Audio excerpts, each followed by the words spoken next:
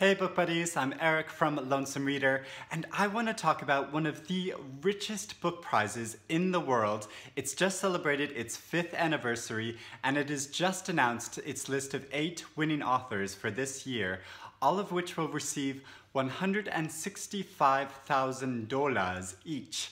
This is the Windham-Campbell Prize, and it's open to English language writers from anywhere in the world, but these authors are nominated through a multi-stage secret process by people who really know good literature. What I think is so fun and interesting about the prize is that authors are entirely unaware that they've even been nominated for the prize up until a couple weeks before it's been announced, and then they get a call out of nowhere telling them that they've won $165,000, which is enough to sustain them for a year or even more to work on any writing project that they please. There's no stipulations with the prize, like authors don't have to do a residency or anything. All that's asked of them is that they attend a prize ceremony in Yale in September. So in a world where authors have to take jobs teaching writing or an academic job or any job, it feels really heartening that there's a prize that can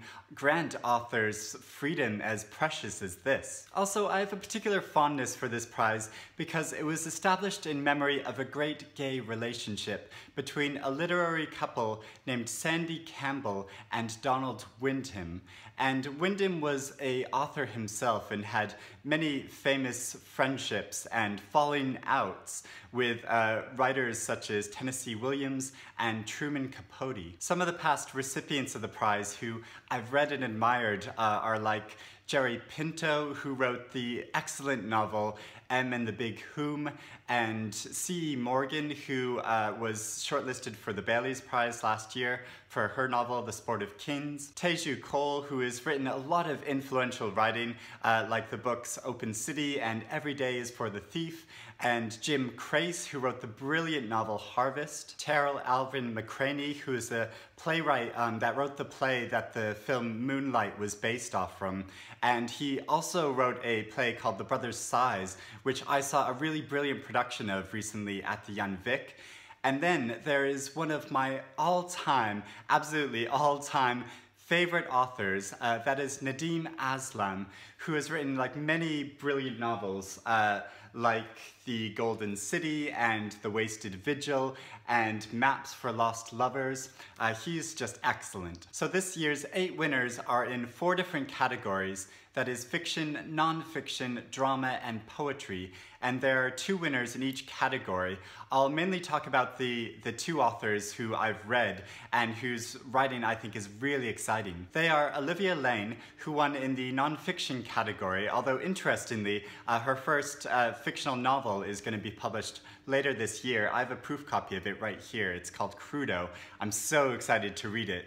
But she wrote a book called The Lonely City, which was one of the best books that I read in 2016, the year it was published. It explores different expressions of loneliness in artists' work in the most beautiful and sensitive way, but it's also about this really aching loneliness that she felt herself during a dark period of living in New York City. She's also written a book about writers and their relationship with alcoholism, and a book about walking the length of the river that Virginia Woolf committed suicide in. And she often writes about queer identity in the most insightful way.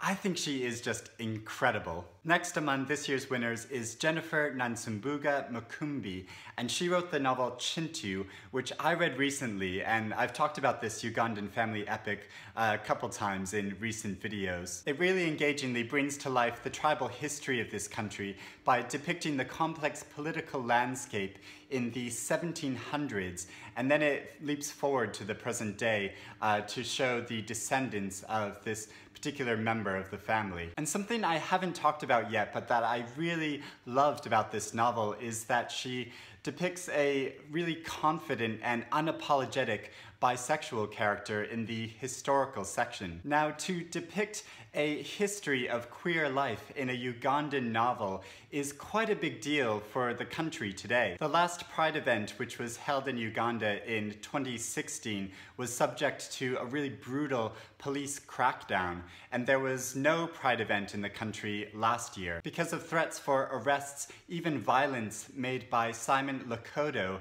the Ugandan Minister of State for Ethics and Integrity. So it's a big issue, and I really admire how Macumbi represents this history, and she also depicts a man in the present day who is terrified that he and his son might be HIV positive. So for this reason, and because this novel possesses many more great qualities, I think that she's a really powerful and very important new writer. The other 6 authors that have been awarded this year's prize I haven't read before, so I'll just talk about them briefly, but I'll list them all in the description below. Let me know if you've read any of them and which books of theirs I should pick up first. So there are dramatists Lucas Hnath and Suzan-Lori Parks, and Lucas's most recent play is called A Doll's House Part 2, which makes me really want to see it just from the title alone.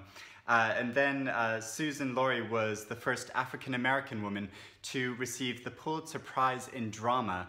And she also wrote a TV adaptation of Their Eyes Were Watching God, and she's currently writing a script for a film adaptation of Richard Wright's Native Son. There's the fiction writer John Keene. His writing has an experimental bend, and his most recent book is called Counter Narratives, and it re-envisions the colonization of the Americas in a series of short stories. That sounds so good. There is also the non-fiction writer Sarah Bakewell.